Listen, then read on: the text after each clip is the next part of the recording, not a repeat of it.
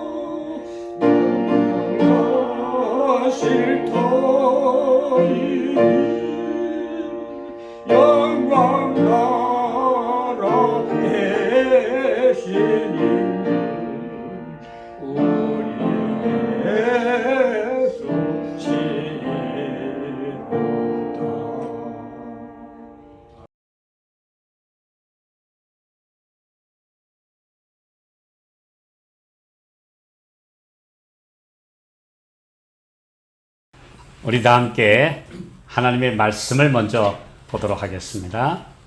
히브리서 12장 1절 우리 함께 읽겠습니다. 시작. 이러므로 우리에게 구름같이 둘러싼 허다한 증인들이 있으니 모든 무거운 것과 얽매이기 쉬운 죄를 벗어버리고 인내로서 우리 앞에 당한 경주를 경주하며. 예. 이러므로라는 말은 히브리서 11장에 나오는 믿음의 장에 나오는 모든 선구자들이 갔던 길, 그 역사를 다시 한번 되돌아본 후에 이러므로 우리도 그들을 따라 갑시다 이런 얘기입니다. 그러니까 히브리서 11장을 우리가 믿음의 장이라고 그러죠. 그래서 그 믿음의 선구자들의 생애, 우리 아벨부터 시작해서 에녹, 그 다음에 수많은 모세, 아브라함, 뭐 여러 믿음의 선구자들과 또 나중에 중세의 순교자들이 갔던 모든 삶을 한번 보면서 이러므로 우리도 우리 옆에 있는 우리를 얽매이는 모든 것에 붙잡히지 말고 가야 될 본향을 향하여 갑시다 하는 그런 결론적인 말씀입니다. 근데 오늘 제가 드리고자 하는 말씀 중에서 얽매이지 말라. 성경에는 어디에 얽매이지 말라. 하나님의 백성들은 자유인이다. 어디에 묶여서 그 본인의 소신과 또 믿음의 원칙을 저버린다든지 적당히 타협한다든지 또는 포기하는 일이 없도록 하라고 하는 그런 말씀을 우리에게 주셨습니다. 그래서 오늘 얽매이지 말라. 자, 여기 얽매이기 쉬운 죄를 벗어버리라. 근데 여기 보면 얽매이기 쉬운이라는 말은 마음을 흐트러뜨리는 다는 의미. 헬라어에서 또 하나는 착 달라붙는 것 이런 의미가 있습니다. 그러니까 어떤 것들이 내 마음을 내가 지금 하늘 가는 마라톤 경주를 하는데 주변에서 이리 오라고 마음을 흐트러뜨리는 그런 것에서 돌이켜라. 거기 가지 마라. 또 하나는 나한테 착 달라붙는 것 거기에 얽매이지 말라. 그런 말씀입니다. 그리스도인은 사랑의 줄 외에는 아무 것에도 묶여서는 안 된다 그랬습니다. 사랑의 줄로 얽매는 건 좋아요. 정말 우리 그리스도인의 사랑의 줄, 서로 떨어질 수 없는 줄, 그건 참 좋은데 그 이외에는 어떤 사람들 간의 관계, 내 집안의 어떤 관계 때문에 올바른 신앙을 알면서도 하지 못하는 것, 이건 참 문제입니다. 또 내가 신세진 사람들이 부탁하니까 내가 거기에 붙잡혀서 가야 된다. 또 내가 이제 고향, 또 내 집안 가족들 여러 배경 때문에 내가 진리를 알면서도 따라갈 수 없습니다. 이건 다 얽매이는 것입니다. 오늘 주님께서 말씀하셨어요. 사랑의 줄, 우리 주님께서 내려주시는 그 줄 외에는 아무 줄에도 매이지 마라. 어떤 인간적 정리에도 얽매여서는 안 된다. 그렇게 하면 결국은 그들이 정로에서 이탈하도록 그릇된 길로 가도록 나를 붙잡아 갈 것이다. 그래서 얽매이지 말라 이런 말씀을 하셨습니다. 근데 사람을 가장 많이 얽매고 붙잡는 것이 뭘까요? 사람을 꼼짝 못하도록 내가 하고 싶은 믿음의 길, 원칙의 길, 바른 길을 가지 못하도록 나를 구속하는 가장 얽매이는 첫 번째 요소는 내 안에 있습니다. 의심, 불신, 걱정, 근심. 이거 붙잡히면 다른 게 들어오질 않아요. 내가 아무리 옳은 길을 알아도 하나님의 백성답게 살려고 해도 내 안에 걱정, 근심이 나를 꽉 에워싸면 본인의 힘으로 거기서 벗어나는 건 거의 불가능합니다. 그 강력한 스트레스, 스트레스라고 하는 게 뭡니까? 완전히 그냥 꽉 억누르는 그런 무거운 짐, 거기 붙잡히면 걱정 못해요. 그래서 어떤 그런 걱정, 근심, 무거운 짐을 지고 있는 분에게 예수님 의지하고 믿음으로 사십시오. 그러면 당신은 내 처지가 안 돼봐서 몰라서 그런 소리 한다고. 내가 지금 내 상황이 얼마나 끔찍한지도 모르고 그렇게 그냥 이빠른 소리 한다고 도리어 야단치는 경우들이 종종 있습니까? 많이 겪어봤어요. 그 길밖에 없는데 그 사람 눈에는 주님도 안 보이고 예수님이라는 해결자도 그건 막연한 얘기, 말도 안 되는 얘기고 지금 당장 나는 지금 눌려서 죽을 지경이다 이겁니다. 그래서 나를 억누르는 모든 것에서 벗어나라. 벗어나게 해줄 수 있는 능력에 매달려라. 그래서 벗어나라 이겁니다. 만일의 경우에 그것이 나를 정말 하나님의 백성답게 살지 못하도록 그뿐만 아니라 내 육신의 생명까지도 갉아먹고 있는 그 스트레스와 걱정, 근심, 분노, 원한 이런 것에서 내가 해방되지 못하면 참된 그리스도인 삶을 살 수가 없습니다. 그래서 우리 주님께서 말씀하셨어요. 내가 너를 해방시켜 줄게. 해방시키지 않았느냐? 나에게 나오라. 내가 벗어나게 해주마. 그러셨는데 이 짐을 못 벗고 있는 거죠. 전에 재미있는 얘기가 있어요. 어떤 옛날에 차가 귀할 때 시골 마을에, 산골 마을에 처음으로 누가 경운기를 하나 들여왔습니다. 이 경운기를만 타고 장에 가도 그 사람들은 아주 얼마나 좋아했는지 몰라요. 그 먼 길을 걸어가다가 경운기에 타면 참 좋았어요. 저도 경운기 얻어서 타봤습니다. 그런데 한 분이 밀방에다가 무거운 짐을 잔뜩 지고 장에 가고 있는데 그래도 이 경운기 끌고 가시던 분이 세웠어요. 그 무거운데 여기 타세요. 했더니 고맙다 그러면서 탔어요. 탔는데 한참 가다가 경운기 운전하는 분이 좀 보니까 조금 이상해요. 보니까 짐을 잔뜩 진 채로 경운기에 타가지고 막 몸을 가누지 못해가지고 그냥 붙들고 막 애를 쓰고 있어요. 그래서 아니 어르신 그 짐을 내려놓으세요. 거기 내려놓으시고 편안하게 가세요. 그랬더니 아이고 나를 태워준 것만도 미안한데 짐까지 어떻게 내가 여기다 내려놓겠느냐고 이분이 그렇게 대답을 하시는 겁니다. 사실은 이미 내가 그 안에 올라섰는데 그 안에 올라탔는데 그분 생각에는 이 짐까지 여기다 내려놓기는 너무 미안하다는 겁니다. 근데 오늘 우리가 바로 예수님 믿으면서 그런 생각을 가진 사람들이 참 많이 있죠. 내가 예수님 믿고 구원받는 건 맞아. 그런데 지금 내가 지고 있는 생활의 짐, 또 걱정, 근심, 사업상의 어려운 문제, 인간관계, 막 이런 어려운 거 이거 예수님한테 다 내려놓으라고? 에이, 그것까지는 안 돼. 그건 내가 움켜줘야 되겠다는 거야. 또 어떤 분은 내가 지금 당하고 있는 작은 문제들 가지고 기도하라면 에이, 그건 내가 해결해야지. 뭐 그런 것까지 예수님 도와주세요 하느냐? 뭐 그런 생각을 하는 분들이 참 많이 있습니다. 많은 사람들이 시련과 고통의 때에 하나님을 잊어버리고 의심의 노예, 불신의 속박에 얽매인다. 믿음으로 구주를 바라볼 때에만 이 사슬에서 해방된다는 사실을 그들은 아직 모르고 있다. 완전히 내려놔야 되는데 내 모든 짐을 그분에게 맡겨 버려라, 던져라 그랬는데 못 던지고 움켜쥐고 있기 때문에 여전히 근심, 걱정, 속박 속에서 산다.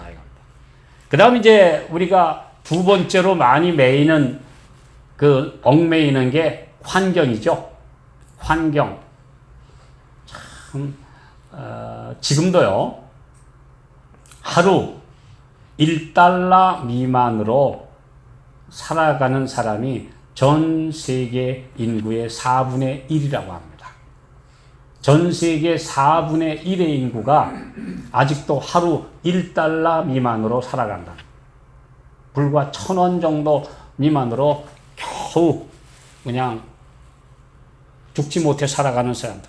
그들은 가서 그 환경에 얽매여서 오늘도 가서 먹고 살기 위해서 온갖 짐을 다 지고 삽니다.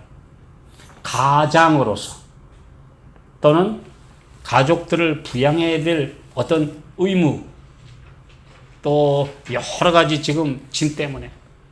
그래서 며칠 전에도 한 다큐멘터리를 보니까 지금 베트남의 한 어부, 농부인데 그 가족에게 이제 물었어요. 제일 바라시는 게 뭡니까? 그냥 먹고 사는 거 걱정 안 하고 아이들 학비 걱정 안 하고 살면 좋겠어요. 그 아주 소박한 꿈 바람이 그겁니다. 먹고 사는 걱정, 아이들 학비 걱정 안 하고 살면 제발 좋겠어요. 수많은 사람들이 그런 고통 속에서 살아갑니다. 네. 너희는 먼저 그의 나라와 그의 의를 구하라. 그리하면 무엇을 마실까, 무엇을 먹을까, 무엇을 입을까 하는 이거는 내가 주마 하셨는데 아직까지 그 믿음을 갖지 못한 사람들이 너무나 많아요. 그래서 오늘 주님을 말씀하십니다. 걱정, 근심 그것마저도 내게 내려놓고 거기에 속박되지 마라. 얽매이지 말아라. 그렇게 말씀하십니다. 그 다음에 사회적 위치, 사람들의 보는 눈, 내 이전 교우들과 친지들, 또 그 친구들 사이에서 내가 어떻게 처신해야 되는지, 뭐 이런 거. 그 다음에 내 소신은 이런데 내 위치가 그러니까 말도 못하고, 뭐 이렇게 얽매인 사람들이 참 많습니다. 네. 이 마지막 시대에 요즘에 이 매스컴 시대, 또 인터넷 시대에 자칫 잘못하면요, 말 한마디 잘못하거나 처신 한마디 잘못하면 그 사람 완전히 그냥 패가 망신합니다. 뭐 정치가이든 유명인은 더해요. 그래서 이 말 한마디 잘못하면 그 순간 그냥 완전히 천길나락으로 추락해버리는 사람은 참 많이 있습니다. 그래서 마지막 시대에 우리에게 맞는 말씀이 하나 있죠. 시편 31편 20절 시작.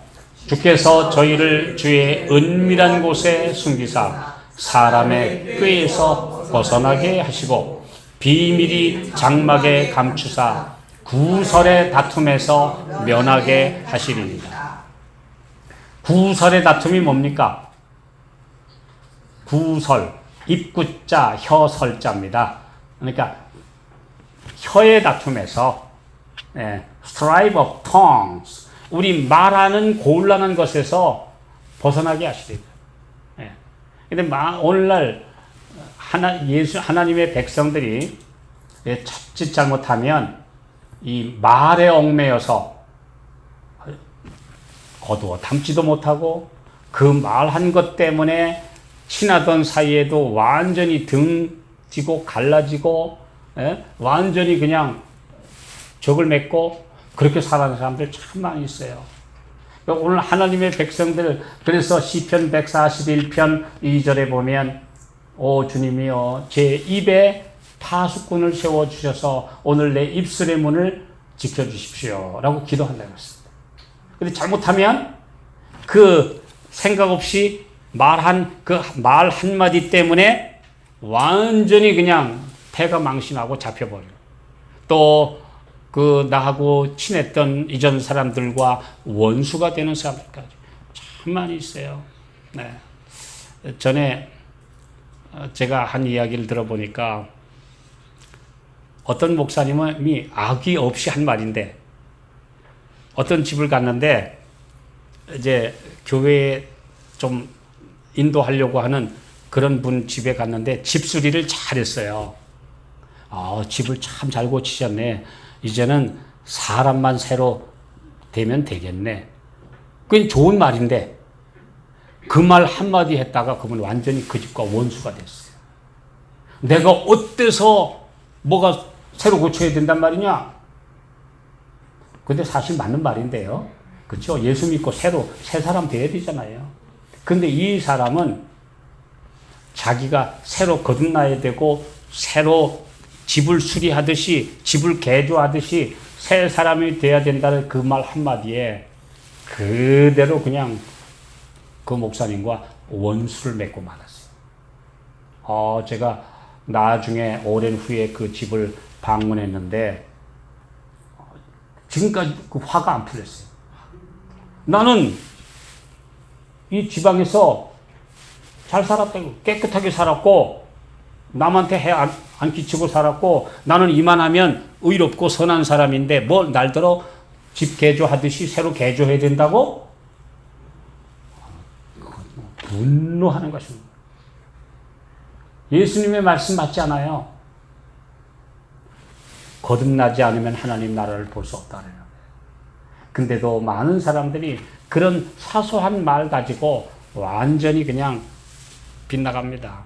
오늘 하나님의 백성들이 이 세상에서 살아가면서 참 빠지기 쉬운 것이 구설의 다툼, 말로 인한 곤란, 내 의사와는 관계없이 작은 말 한마디에 오해로 빚어진 수많은 사람들과의 갈등과 엮인 문제들, 이런 것에서 벗어나게 해주신다요. 오늘 하나님의 백성들이 그 주님 은혜 안에 살면, 그래서 그런 것에서도 내가 벗어나게 해주마. 우리 얽매이지 않고 살게 해주신다고 그랬습니다. 자, 그 다음에 로마서 13장 8절 보겠습니다. 시작. 피차 사랑의 빚 외에는 아무에게든지 아무 빚도 지지 말라. 남을 사랑하는 율법을 다 이루었느니라. 사랑의 빚 외에는, 여기 다시 말하면 나를 얽어매는 줄이라고도 할 수 있는데요. 사랑의 줄 외에는, 사랑의 빚진 것 외에는 아무에게든지 아무 빚도 지지 마라. 여기 빚, 첫째로는 금전적인 빚, 또 신세진 빚, 또 어떤 사람들에게 절대적으로 의존해야 되는 그 삶의 빚 지지 마라. 잘못하면 그 사람의 하자는 대로 따라가야 되지 않느냐? 그거 그랬잖아요. 진 자는 이긴 자의 종이 되고 빚진 자는 종이 된다. 옛날에 빚지는 것, 요즘 사람들 빚내는 걸 우습게 알아요. 지금 우리 나라 사람들도 빚 참 우습게 알아요. 지금 벌써 우리나라의 국민 1인당 부채가 얼마인지 아세요? 전체적으로 합하면 1인당 1억 원에 해당합니다. 1인당 1억. 가구당, 가구 부채, 국가 부채, 여러 부채들 다 하면 거의 평균적으로 볼 때 1인당 1억 원의 빚을 지고 있다고 하는, 참 무섭습니다. 나중에 그 부채가 나를 올감해 올 거예요. 그래서 하나님께서는 하나님 백성들에게 사랑의 빚 외에는 아무에게든지 아무 빚도 지지 말라. 왜냐하면 특별히 금전적인 빚도 문제지만 어떤 사람에게 예속되지 마라 이거예요. 어떤 사람들에게 가서 꼼짝없이 먹고 살기 위해서나 또 일을 하기 위해서나 내 자리 보존을 위해서 그 사람의 신세를 지면 나중에 그 사람들이 어긋난 요청을 해도 할 수 없이 들어줘야 되는 거예요. 그렇게 해서 죄 가운데 걸려드는 사람 참 많이 있습니다. 전에 그 간첩에게 포섭된 사람 얘기 들어보면요, 이 어려운 사람에게 자꾸 가서 뭘 줘요. 그 다음에 당신 내가 그동안에 이만큼 했으니까 내 부탁도 하나 들어달라고. 근데 그것 때문에 그냥 얽혀드는 것입니다. 네. 전에 그 중국 여행을 하고 오는데 사람들이 그 배에서, 전 배를 타고 갔다 왔는데요, 요만한 거 하나씩 요것만 가지고 나가주면 돈을 얼마씩 주겠습니다. 사람들이 죄다 받아가지고 주머니에 집어넣어요. 네. 근데 한 사람은 뭐냐면 전부 다 번쩍번쩍하는 롤렉스 시계 같이 생긴 금시계를 놔주더니 이거 하나 차고 나가면, 밖에 나가면, 그 당시 오래전인데요, 15만 원씩 주겠대요. 15만 원씩. 그러니까 사람들이 생각하기를 야 이거 뭐 근데 절대 이 시계를 손목에 차고 나가는 한 개씩은 법적으로 문제가 안 되니까 가지고 나가면 됩니다. 그래서 제가 나한테도 와서 이거 좀 차고 나가실래요? 그러면 저 밖에 나가서 주시면 15만 원 드릴게요. 이 시계가 무슨 시계입니까? 그랬더니 이게 홍콩에서 가져오는 가짜 롤렉스예요. 짝퉁 롤렉스 시계예요. 이게 한국에 들어오면 보통 1,000만 원 이상에 팔리는 짝퉁 시계래요. 가만히 생각해보니까 15만 원은 탐나는데 내가 잘못하면 뭐가 돼요? 가짜 밀수입 시계 운반책이 되겠더라고. 아유, 난 그건 못하겠다. 내가 양심상 난 그러진 못하겠다. 그랬더니 한 분이 그래요. 이건 좀 갖다 주시면 안 돼요? 이건 5만 원 드릴게요. 이게 뭐냐 했더니 이거는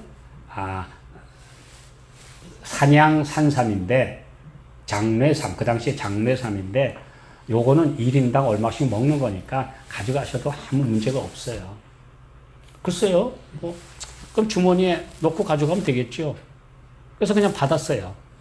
그리고 인천 세관을 거쳐서 나오는데 그 주머니에 뭘 넣으셨습니까? 그래서 글쎄요. 이거 뭐 몸에 좋은 거라고 그냥 내가 하나 누구 줘서 받았는데 그랬더니 안 됩니다. 압수.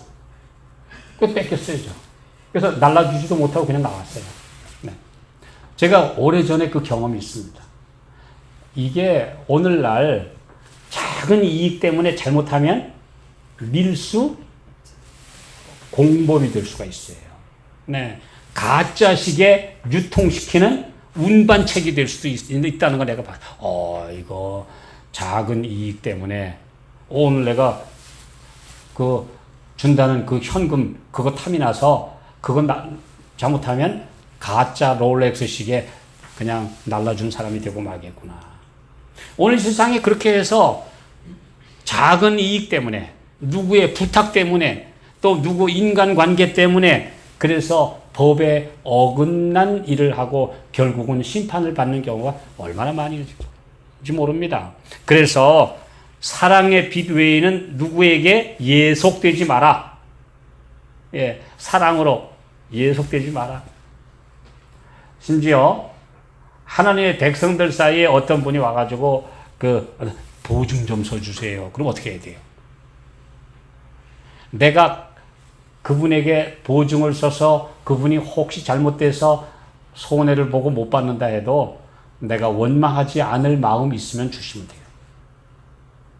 그런데 그냥 인심 좋게 막 해줬다가 나중에는 감당 못하는 사람들 참 많이 있습니다. 우리 하나님 백성들이 이런 삶의 원칙을 우리 지키는 것은 매우 중요합니다. 자, 사탄이 인간의 가마력을 통하여 사람들을 자기 포로로 사로잡아 두는 방법은 많다. 가장 많은 사탄이 올가매는 방법은 애정의 비단실로 많은 사람들을 그리스도의 십자가의 원수가 된 자들과 연결시키는 것이다. 사탄이 제일 많이 올가매는 줄이 무슨 줄이라고요? 애정의 비단실. 애정의 비단실. 아주 그 사람을 위해 주는 것 같고 아주 사랑하는 것 같고 친근한 것 같고 그렇게 해가지고 그 마음을 환심을 산 후에 결국은 하나님의 백성의 길에서 이탈하도록 할 것이다. 오늘 뭐 거의 다 그렇죠. 예. 뭐 금전의 유혹, 미인계의 유혹, 어떤 명예 자리의 유혹, 뭐 이런 것들에 전부 다 끌려가지고 원칙에서 벗어나는 경우들이 얼마나 많이 있습니까? 그 결합의 관계가 부모, 자식, 부부, 사회관계, 어느 관계이든지 그 결과는 결국 그릇된 길로 가게 만든다. 사탄이 바로 그렇게 심지어 부부 사이까지 부모 자식 관계까지 사랑하는 교우 관계까지 잘못된 길로 인도하도록 애정이라는 사랑이라는 비단실을 가지고 올가매서 그릇된 길로 유혹하도록 한다. 진리를 반대하는 자들은 양심을 지배하기 위해 그들의 능력을 발휘하고 있으며 그들의 지배 아래 들어간 사람들은 의무에 대한 자기의 확신을 따라 행할 만한 충분한 용기와 독립심을 상실하게 되고 만나요. 제가 어저녁에 우리 함께 말씀 연구할 시간에 그랬죠. 신앙의 자기 독립을 지켜야 한다. 신앙 원칙은 자기 개인 독립. 그렇지 않으면 아합처럼 스스로 팔려 여호와 보시기에 악을 행하였고, 헤롯 왕은 침례 요한을 하나님의 선지자로 알고 좋아했으면서도 악한 여자 헤로디아의 꿰매 넘어가서 결국은 그 목을 베고 말았대. 원래부터 요한을 미워서 죽인 게 아니라 악한 여자에게 묶여가지고. 그러면 이 아합 왕이나 헤롯 왕은 다 어떤 사람이요? 스스로 팔린 사람. 신앙의 자기 주권, 자기 독립적인 확신 없이 산 사람. 도덕적으로, 윤리적으로 또는 양심적으로 진리에 대해서도 자기 확신이 없는 사람들은 결국 누가 끌어가는 대로 끌려간다. 이것이 오늘 우리 얽매이지 말라고 하는 말씀의 자세한 원칙들입니다. 오늘 또 하나 중요한 건요. 지식의 예속화가 아주 문제입니다. 모르면 아는 사람한테 예속되는 거예요. 내가 모르니까. 모르면 끌려가는 거죠. 며칠 전에도 어떤 목사님 한 분이 인천에서 전화하고 만나러 오신대요. 그래서 어떻게 오시겠습니까? 그랬더니 내가 요한계시록을 내가 30년을 연구했는데 이걸 내가 어떻게 푸는지를 내가 누구한테 말씀드리고 싶은데 오늘 내가 얘기하러 간대요. 참 오지 말라기도 뭐하고. 그래서 오세요. 며칠 전에 이분이 오셨어요. 그래서 좀 그 말씀하십시오 하고 들어보니까 이거 완전히 세대주의 종말론이야. 그래서 목사님 개인이 얘기하시는 것 같은데 제가 봐서는 완전히 세대주의 종말론적 해석 가지고 오셨군요. 저는 그건 받아들일 수가 없습니다. 그랬더니 그럼 목사님 어떻게 이해하고 있는 거예요 이걸? 그래서 계시록 여기저기를 막 얘기를 해요. 그래서 제가 쭉 이야기를 해드렸어요. 저는 이런 확신을 가지고 있습니다. 성경은 역사주의, 사실주의 해석 원칙 위에 오늘날 적용해야 합니다. 그렇지 않으면 뚝 떨어져서 2000년 동안의 성경은 아무 적용도 없다가 종말에 와가지고 이루어진다고 하는 그런 해석은 제가 받아들일 수가 없습니다. 그날 이제 대화를 하고 가셨어요. 그랬더니 그 다음날 문자가 왔어요. 목사님, 계시록 제대로 알고 싶으면 전화하고 나한테 오시면 내가 5시간 동안 제대로 가르쳐 줄 테니까 오래요. 근데 제가 그 세대주의 종말론 계시록 해석 들으러 거기 갈 이유가 없어서 시간도 없고 가지 않아요. 모르면 안다는 사람에게 예속됩니다. 이건 문제죠. 진리와 오류를 분간할 수 있는 영적 지식을 가지지 못하면 나보다 좀 안다는 사람의 말에 무조건 따르기 참 쉽습니다. 제가 아주 어렸을 때 저희 집이 종로구 원서동에 살았습니다. 근데 우리 아버지가 통장을 하셨어요. 오늘 통장이라고 해요. 이장이죠. 시골 말하면 이장이고 통장인데 하루는 바깥에서 놀고 있는데 등치 크다란 아저씨가 여기 통장님 댁이 어딥니까? 그래서 애들이 저 집인데요. 얘네 집인데요. 들어가서 우리 마침 저녁 때니까 우리 아버지가 계시니까 아버지 누가 오셨어요. 저는 누군지 몰랐죠. 등치 큰 사람 한 사람이 와가지고 통장님을 찾으니까. 근데 이제 이분을 보내고 나서 우리 아버지가 오셔서 야, 오늘 우리 집에 주목대장 김두한이 왔었다. 그러시는 거예요. 그 전설의 두목, 전설의 주목, 예, 김두한이라는 분이 그 종로구 국회의원 나왔는데 그거 운동하러 이제 와가지고 통장님 이번에 그냥 나를 좀 화끈하게 밀어달라고 부탁하고 갔다는 거예요. 예. 아니나 다를까 나중에 제가 들어보니까 그분이 국회의원 됐어요. 종로에서. 국회의원이 돼가지고 그 왕년의 주목왕 대장 김두한이 국회의원이 돼서 국회는 들어갔는데 알아야 법안을 찬성을 하지. 근데 하필이면 나중에 제가 한 기록을 보니까요. 국회에 들어갔는데 상임위원회 배정을 하필이면 경제분과 상임위원회에 들어갔어요. 아니 더군다나 무식한 사람이 경제를 어떻게 알아요? 그래서 자기가 이제 앉았는데 국회에 가서 앉아있는데 바로 앞에 물어보니까 경제학 박사로 유명하신 김도연 박사라는 분이 앞에 국회의원이 돼서 앉아있어요. 아유 저분은 유식하니까 저분 지지하면 나도 손들면 된다. 열심히 손들었어요. 근데 그 당에서 야단이 났어요. 당신은 왜 반대당 국회의원이 하는 말에 전부 다 찬성을 했냐고 야단이 난 거예요. 그래서 이분이 뭐라 그래요?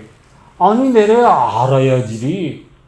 모르니까니 앞에 있는 경제학 박사님이 옳다니까 그냥 그건 반대당인데 당신은 왜 남의 당에 찬성을 했습니까? 아니 알아야지 내가. 아니 주목은 알아도 경제에 대해서 뭘 알아야지. 결국 나중에 이제 저희가 시골에 갔는데 큰 뉴스가 났어요. 일본과 한국에 보상 협정을 맺었는데 거기에 화가 난 나머지 화장실에 가서 오물을 비닐 자루에다 비닐 두 대에다 넣어가지고 가서 국회의장한테 오물을 퍼붓고 그날로 국회의원이고 뭐고 다 끝난 인생이 되고 말았어요. 이게 바로 모르고 무식하고 내 폭력만 앞세우는 사람은 결국 나중에 그렇게 정치인으로서 오점을 남긴 채 끝나버렸습니다. 제가 그래서 어렸을 때 그 봤던 인상 제가 지금도 기억하고 있습니다. 될 자리를 가야지. 내가 알지도 못하면서. 근데 오늘날 많은 사람들이 지식에 예속화되고 있습니다. 성경 말씀에 하나님의 말씀에 분명한 원칙이 있는데 모르니까 그럴싸한 이야기에 그냥 다 끌려가는 것입니다. 우리 마태복음 22장 29절 보겠습니다. 시작. 예수께서 대답하여 가라사대 너희가 성경도 하나님의 능력도 알지 못하는 거로 오해하였도다. 그 당시에 지도자 계급, 예수님 당시에 지배 계급, 특별히 이 사람들은 사두개인들인데요. 소수파이지만 대제사장 가문이 다 사두개인이고 유대의 산헤드린 의원의 절반 이상을 차지하고 있는 지배 계급이 다 사두개인인데요. 와가지고 뭐라고 그래요? 아니 뭐 부활이 있다고요? 우리 집안에 한 여자가 시집을 갔다가 남편이 죽어가지고 거기에 우리 유대인들의 풍습은 형이 죽으면 또 아우가 그래서 가문을 잇기 위해서 계속 7 형제한테 차례로 시집을 다 갔다가 다 죽었는데 나중에 부활하면 도대체 누구 색시가 되는 겁니까? 했더니 예수님이 뭐라 그러세요? 너희가 성경도 하나님의 능력도 알지 못하는 거로 오해하였구나. 하늘에 가면 도로 육신을 입고 또 반쪽으로 나누어져서 결혼하니 헤어지니 이 사람한테 가는 이런 일이 없다. 거기에는 천사와 같고 완전히 빛의 자녀고 플러스 마이너스로 갈라진 동네가 아니고 거기는 완전히 합쳐서 영광의 빛이 나는 빛난 존재이기 때문에 그런 관계 아니다. 근데 너희가 성경의 말씀은 하나님의 능력을 알지 못하는 거로 오해하지 않았느냐? 그렇게 말씀하셨어요. 그리고 오늘 지금 이런 말씀을 읽으면서도 이 말씀을 이해 못하고 있는 사람들이 성경 읽는 사람들 중에 과반수입니까? 아니요. 절대 다수예요. 전혀 몰라요. 우리가 하늘에 가면 빛난 몸이 되는 게 뭔지, 몸도 없는 형체 같은 무슨 유령 혼백이 가는 건지, 아니면 실제로 정말 몸을 가진 신령한 몸, 예수님이 부활하신 몸, 또 우리가 가서 천사들과 같은 그런 존재가 된다는 것에 대해서 너무나 몰라요. 무지해요. 그러니까 죽은 자의 사후에 대해서 얼마나 많은 엉터리 설들이 난무하고 있는가요? 이게 다 뭐예요? 모르니까 사람들의 거짓 이론에 얽매여 버렸다 이런 거죠. 오늘 자 잠언 6장에 있는 말씀 보겠습니다. 자 시작. 내 아들아 네가 내 이웃의 손에 빠졌은즉 이같이 하라.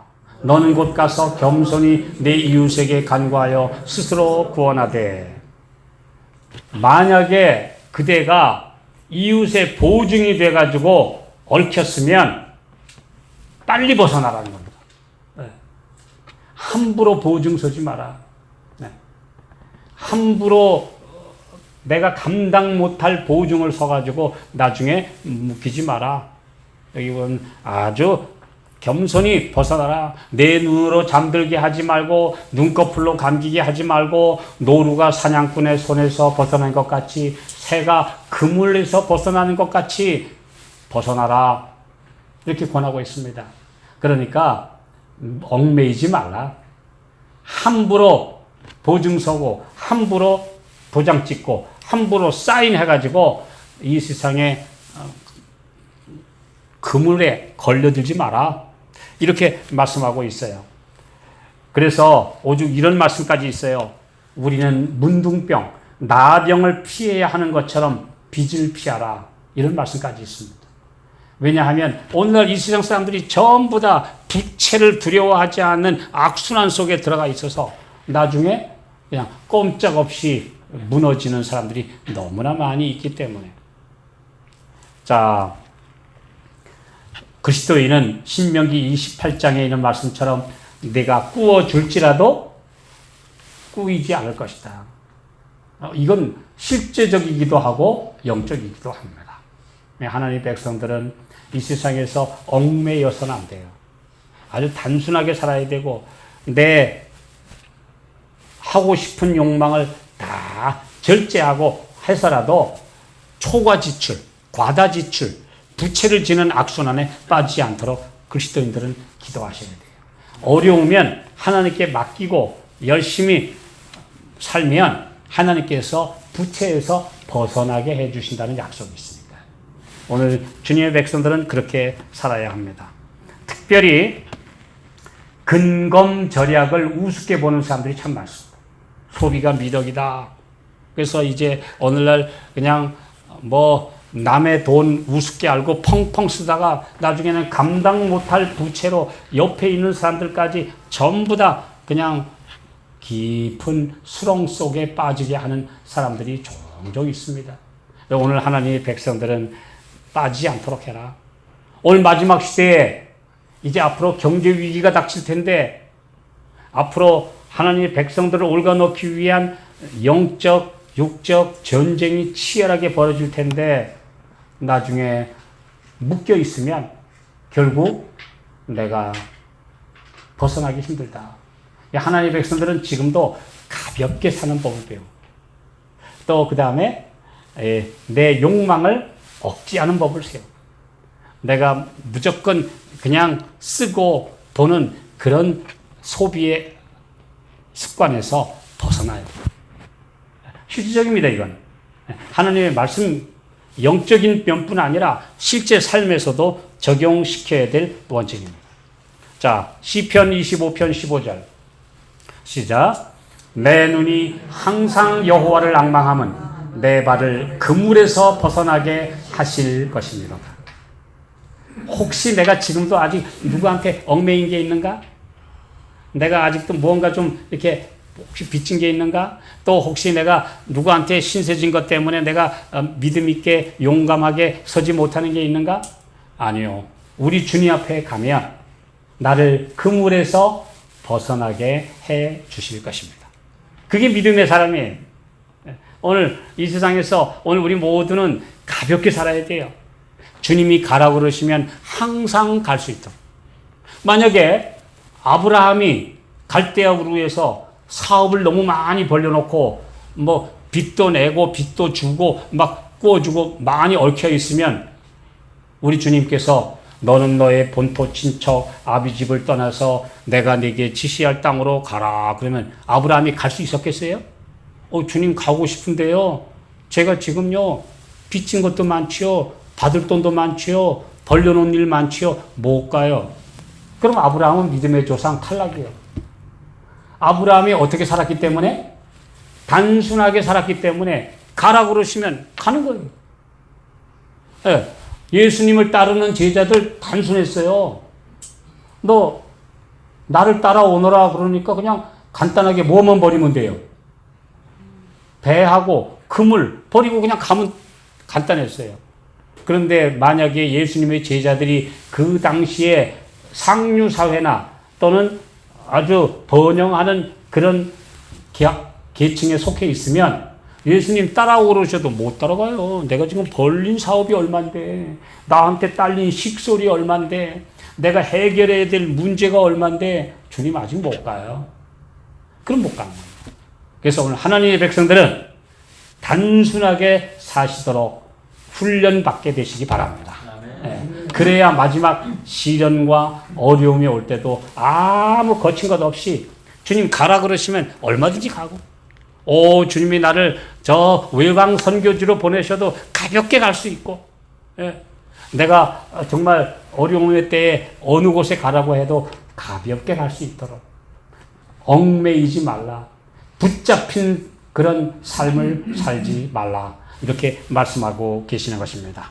오늘 혹시 무거운 짐에 눌려 허덕이고 신음하는 사람들이 편만한 시대에 오늘 주님께서 우리에게 은혜 주셔서 우리 모두가 다 얽매인 것에서 벗어나게 해 주시기를 기도하십시다.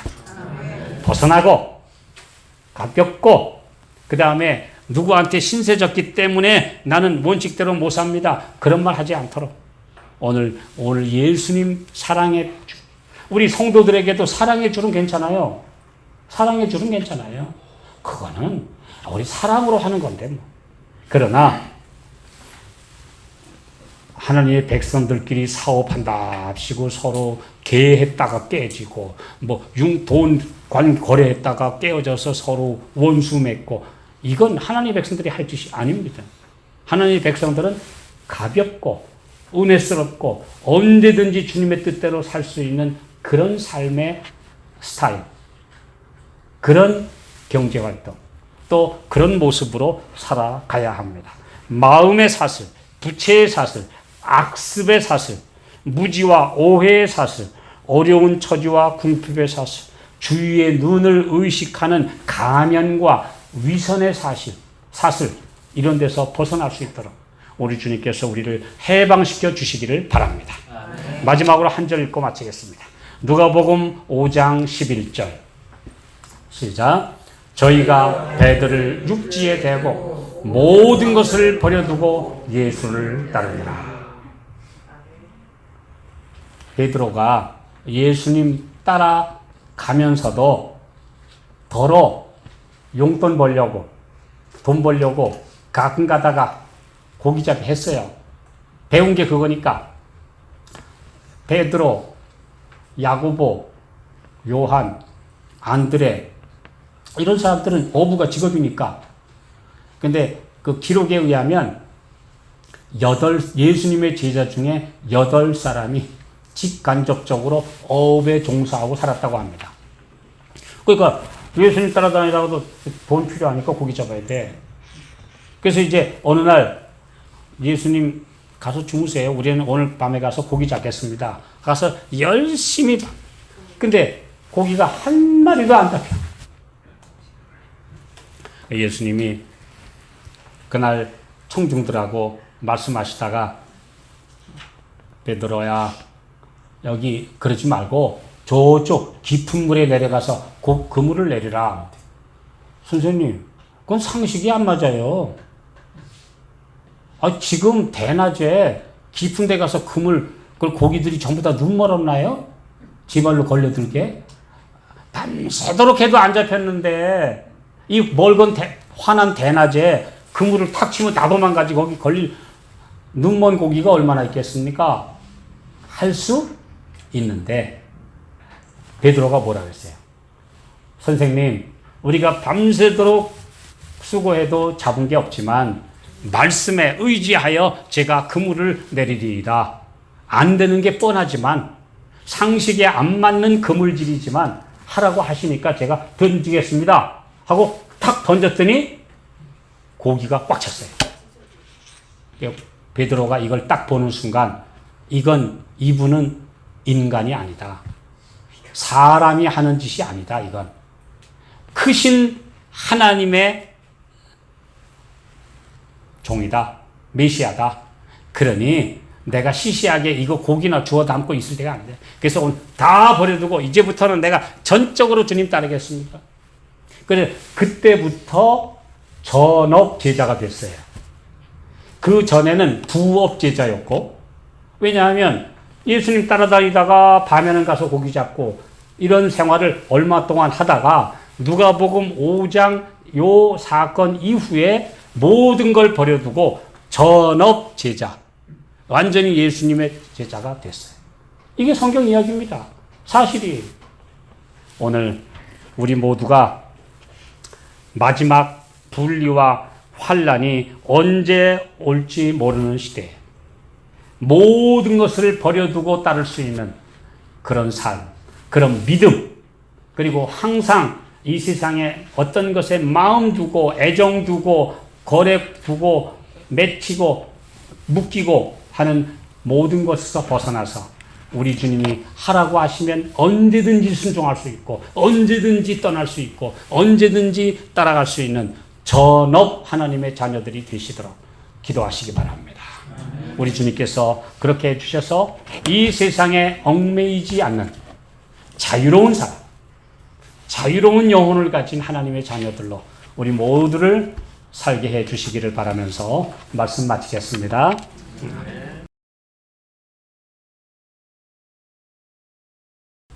하늘에 계신 아버지, 이 세상은 서로 얽히고 있습니다. 특별히 그물에 얽혀서 꼼짝달싹 못하는 사람들이 너무나 많은 시대입니다. 오 주님, 주의 자녀들을 자유롭게 만들어 주시고 언제든지 주님 따라갈 수 있게 해주시고 이 세상의 애정의 비단실과 온갖 유혹과 온갖 걱정, 근심의 사슬에서 벗어나게 해주시기를 간절히 기도합니다. 주님의 뜻을 온전히 따르는 주님의 신실한 자녀들, 전업 신자들이 되도록 우리를 인도하시고 벗어나게 해 주시옵시기를 예수님의 이름으로 간절히 기도하옵나이다. 아멘.